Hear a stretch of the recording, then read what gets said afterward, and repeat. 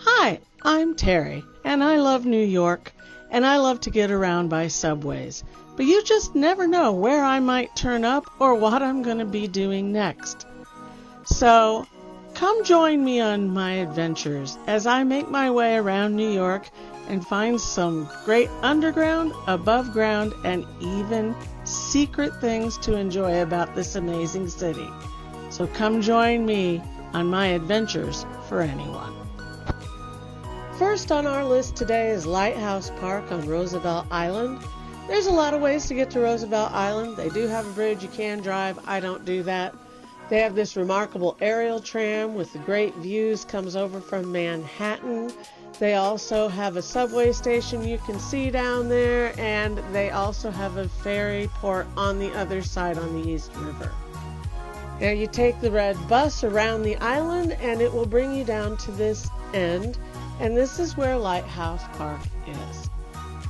I love Lighthouse Park. It's one of my favorite parks because of the views. Roosevelt Island in and of itself is a park. There's a giant park on the other end that's mostly for sports and picnicking. This is the historic scenic end.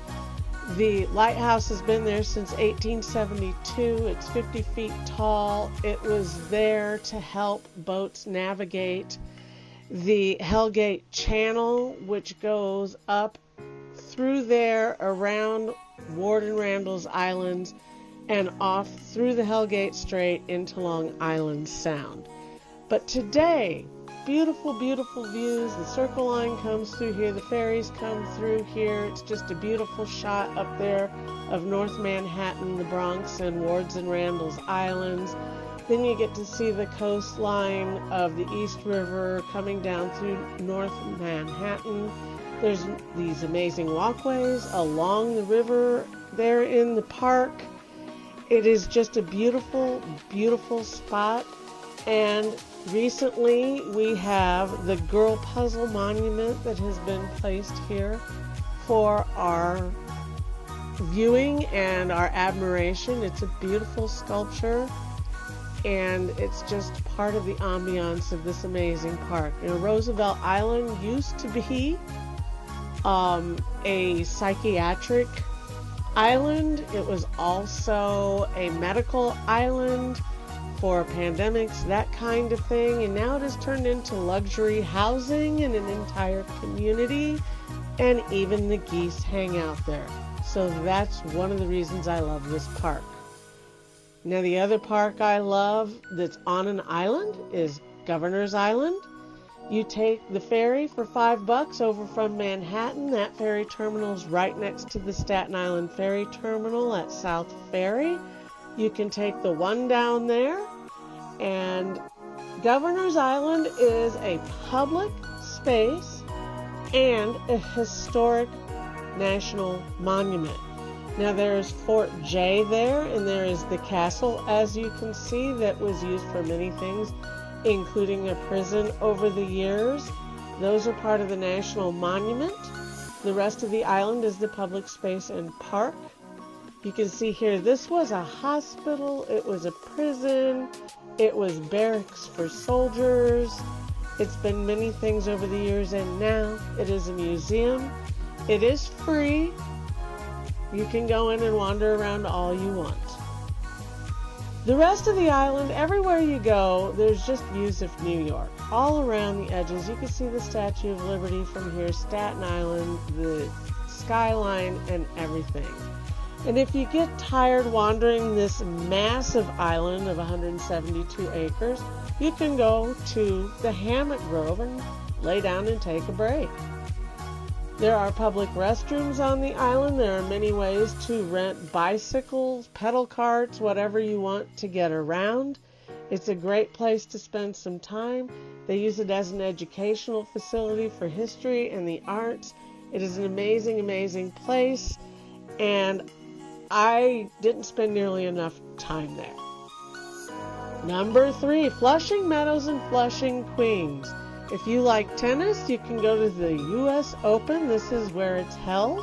If you like baseball, across the road is the Mets Stadium. You can go watch the Mets play. This is on the number 7 line. It goes out to Queens to Flushing Meadows. It's the second to last stop on the number 7. But my favorite part of this park is its massive size, number 1, and the fact that it was the host to not 1, but 2 World's Fairs. It was put into park service and manicured for the 1939 World's Fair. And you are seeing remnants from the 1964 World's Fair, these observation towers that you may have seen in Men in Black. They are being refurbished. They will be observation decks again soon. They stand atop the theater, and this theater is used for music, plays, all kinds of performances. They have them here throughout the year. This is a very unique space, and this park is enormous. It's 892 acres. It's sitting out in Flushing, Queens. It is surrounded by highways. There are these massive walkways that go over the highways so you can get to the parking areas. You've got such wide open spaces. Have a family reunion, have a picnic, watch the planes go by.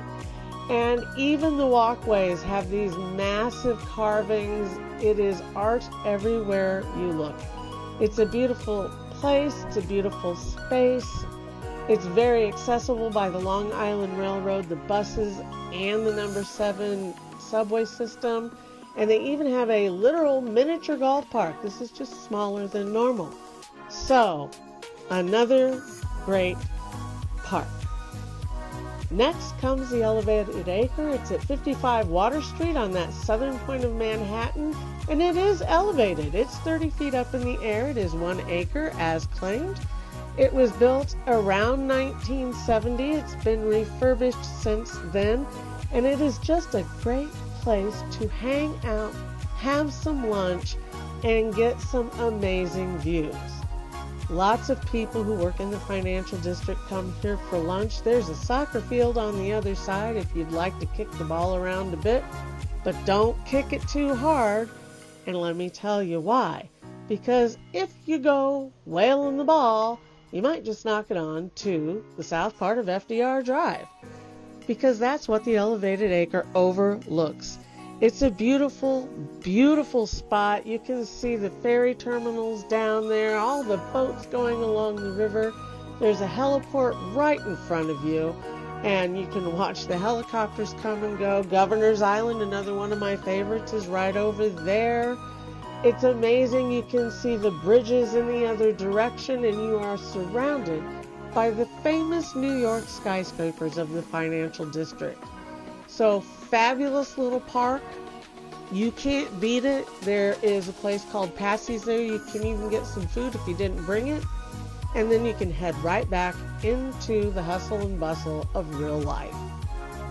And finally, the rooftop park at Pier 57 in Chelsea. I love this place. I mean, these old naval piers, they've been made into the most amazing places.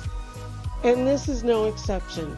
Inside you have Google offices, you have a James Beard Foundation food court, you have an educational center there for cooking, you have a giant lounge in the back to hang out in and eat your lunch, and then you get on an elevator and it pops you out on the roof and you are at the rooftop park. This is a great space. It's 2 acres. It has a track running around it. It is across from Little Island Park. That's another park you can visit. I hate to say it, not one of my favorites. But here you get the views. You get the views of New Jersey, of the river, of Manhattan. And you have grass. You even have a place here where they have performances. You have seating where you can watch performances. It is really something up there. And it is open all the time. It's right next door to Chelsea Piers. There's a lot going on over there. Sports, immersive art, movies, lots of things going on over at Chelsea Pier. But just these views, they are so amazing. And up on top, you even have a restaurant. It's not always open, but it is there. So it's one of the more unique parks I've ever visited. Comes with a lot of stuff. Food everywhere, lots of space, lots of air, lots of views. So I just wanted to show you a few of my favorite parks. I spent a lot of time in New York, and don't get me wrong, I love Central Park, but some of these other parks are just great.